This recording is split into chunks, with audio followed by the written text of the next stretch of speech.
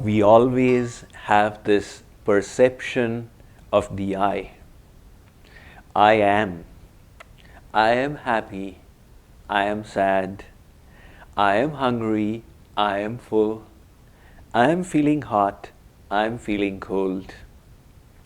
The experience of I always remains.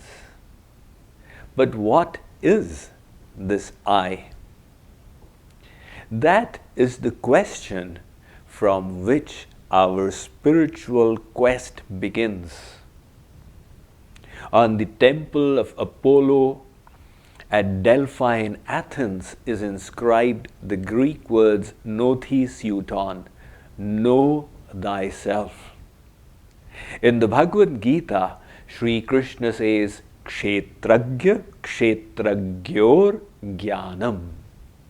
To know the difference between the field of activities and the knower of that field of activities is the beginning of knowledge. It is said that the wise old man of Greece, Socrates, was fond of asking people to think, who are they? There is an anecdote about him that lost in deep thought he was walking through the marketplace when he collided into a policeman. The policeman got agitated and said, "You careless fellow, you're not even looking where you're walking. Who are you?" Socrates responded, "I've been pondering over that question for the last 40 years. If you get to know who am I, please inform me." So this question is important. Science has its take upon it, and the spiritual traditions of the world have their take upon it. Science does not accept the existence of a non-material entity, the spiritual spark called the soul, as the basis of life in the body. Science says that this body consisting of matter is leading to consciousness. But matter does not possess consciousness. Science says when matter becomes more complex, then it creates consciousness within itself. That is why this bunch of chemicals within the bag of the body is what you are. The problem with this is that if we are a bunch of chemicals and consciousness is originating from chemicals, then how do you explain the phenomenon of death? Death then becomes a chemical reaction. A reaction has taken place in the body, which has dismissed consciousness from it. However, any chemical reaction is reversible if sufficient conditions are provided to it. And that is why, if death is a mere chemical reaction, all you need to do then is to reverse that reaction and bring the dead person back to life. There have been people who have had such faith in their scientific viewpoint that they believed in future science would bring dead people back to life. It is said of Walt Disney that his faith in science was such he did not pass on his property to his children. Rather, he wrote in his will that his body should be put in the deep freeze. And maybe 300 years later, when science evolves to that point that they can bring dead people, make them alive again, he will continue with his life. So Walt Disney was in the deep freeze, but his children were pretty annoyed about it, but because they were not able to access the billions of their father. So one day people found that from the deep freeze, an awful stink was emanating. They inquired what had gone wrong. On opening it, they found Walt Disney's body was stinking. Somebody had pulled out the plug of the deep freeze. That experiment could never be verified. However, if it is a fact that we are a bunch of chemicals and consciousness is created from it, to prove it, let us create life in the laboratory. That has never been done. You may say, Swamiji, have you not heard of in vitro fertilization? Yes, but in that in vitro fertilization, you are starting with life.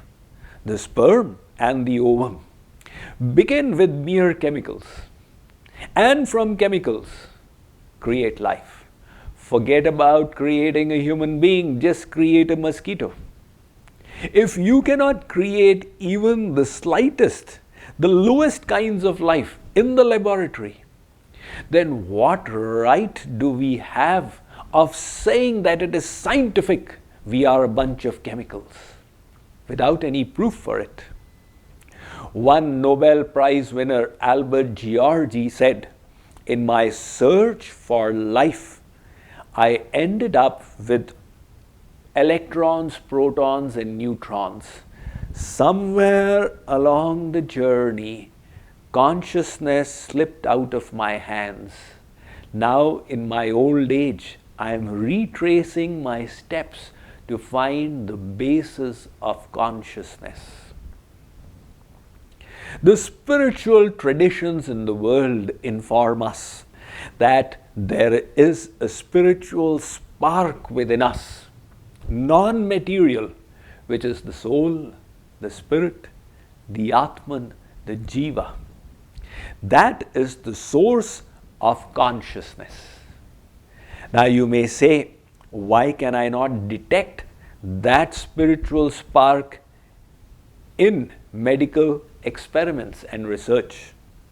The reason is, since it is spiritual, it is beyond the perception of our material instruments.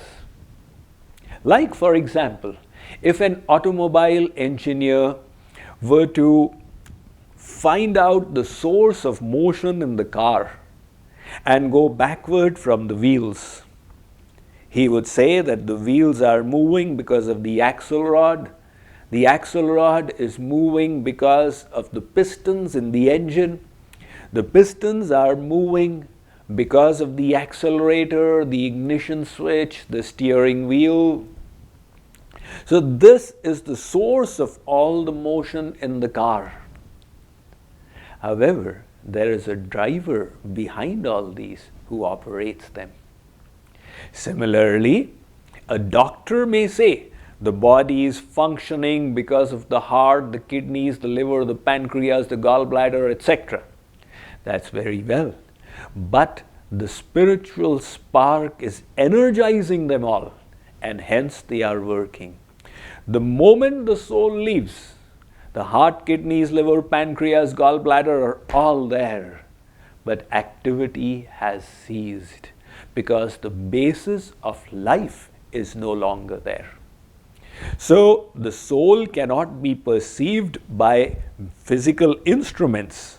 However, the symptom of the soul, consciousness, can be perceived. The soul is the basis of life. Wherever you find life, whether it is the plants, the animals, the birds, it means there is the soul within them. Without the soul, this is all dead matter. Information regarding the soul is more completely and precisely presented in the Vedic scriptures. What is the size of the soul? The Upanishads say, Esha Anuhu Atma, Mundaka Upanishad. Anupramanat Kathopanishad. The soul is tiny.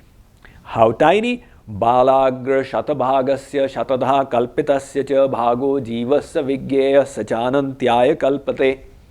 The Shvetashvatara Upanishad states, take the tip of a hair, cut it into 100 parts. Take one of those parts and cut it further into 100 parts. That is impossible. Nevertheless, if you could do it, the size you would get is the size of the soul. And this is also only literary expression because the soul is subtle. That tiny soul, how does it spread consciousness throughout the body? The Brahma Sutra says, Gunat Alokavat. The nature of the soul is like the nature of a source of light. There is a light on the ceiling. The light is 2 meters away from me, but its energy is reaching right here. The Brahma Sutra says, in the same manner, the soul is in the region of the heart, and yet it is spreading consciousness throughout the body. That is why if you poke a thorn into your finger, you will experience the pain. Ah! What happened? It's paining. That means the finger has life. How come when the soul is in the heart, the life has spread all the way till the finger? That is the nature of the soul. It spreads its consciousness throughout the body. Again, one could ask that life is the quality of the soul. How come it was passed on to the body? The answer is given again by Ved Vyas in the Brahma Sutra. He says, Vyatireko Gandhavat. For example, there is fragrance in a flower, but the flowers of the garden make the whole garden fragrant. And when you enter a garden, you immediately perceive the fragrance. Wow, beautiful flowers, very aromatic in this garden. Similarly, the soul, like the flowers, spreads its fragrance or its consciousness into the body. And how come it got passed on through the entire body? Again, Ved Vyas makes a sutra in the Brahma Sutras, the aphorisms. He says, Avirodhas Chandanavat. Look at the property of chandan or sandalwood paste. You do not apply to cool your body sandalwood paste all over. You just apply it on the forehead. And the property of sandalwood is it cools the entire body. Similarly, the soul staying in one place makes this whole body conscious. That is why the Brahma Sutra says, accept the existence of the soul. Perceive yourself as an eternal spiritual being. Swami Vivekananda said, thou art souls immortal, spirits blessed, free and eternal. Matter is your servant and not you the servant of matter. The moment you get this realization of your real self, your personality becomes centered. People talk about how to center themselves. I respond, it's the easiest of things. See yourself through Shastra Chakshu. Even though you may not as yet have realization of your soul nature, see yourself through the eyes of the scriptures, and the moment you bring this thought, this piece of knowledge into your intellect, I am the eternal soul. I am not body, I am not matter. I am a part of the eternal God. You will be centered and you will be focused upon He of whom your soul is a part. This is the knowledge of the soul.